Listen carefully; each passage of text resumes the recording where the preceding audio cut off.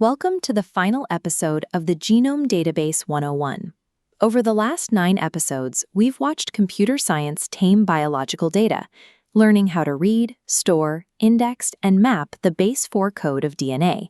But resolving the data storage problem brings us to the final hurdle of the series, the protein folding problem.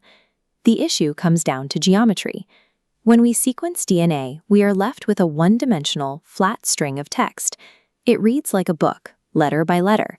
But human biology does not operate on a flat page. Your body relies on complex, three-dimensional cellular machines called proteins, which must fold and twist into highly specific shapes to function.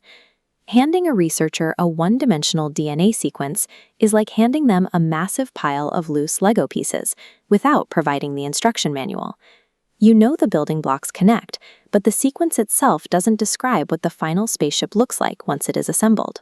For 50 years, this gap between biological syntax and physical structure remained a primary bottleneck in drug discovery and molecular biology.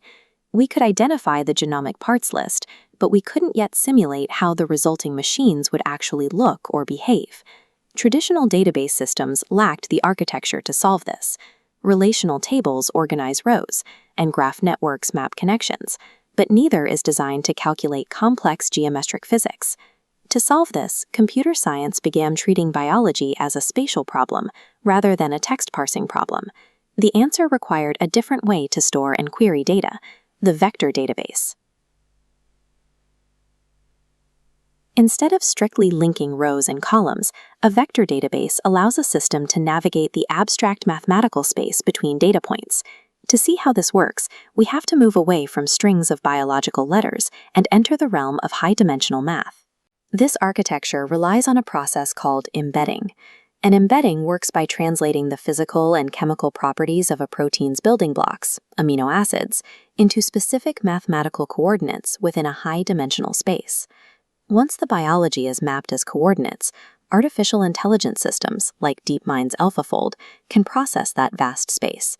Because the AI is looking purely at math, it can instantly calculate how these individual protein pieces will attract or repel one another. Vector databases paired with AI effectively act as a biological physics engine, bypassing years of manual laboratory testing to simulate chemical reality. All of that complex math happening in the background ultimately translates back into physical reality as a clear, definitive output. By reading the coordinate data, the AI predicts exactly how that initial one-dimensional text will physically fold into a functional machine.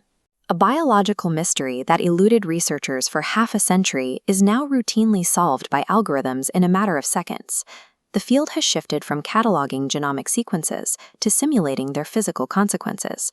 By running these specialized vector engines, we have moved from storing the history of biological life to predicting its physical future.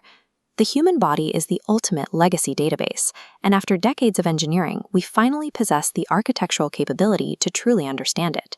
By converting chemical properties into mathematical coordinates, vector databases allow AI to predict the 3D architecture of biological machines. This technology bridges the gap between digital code and physical form. Thanks for joining Database History. We will see you in the next series. The code is finally compiling.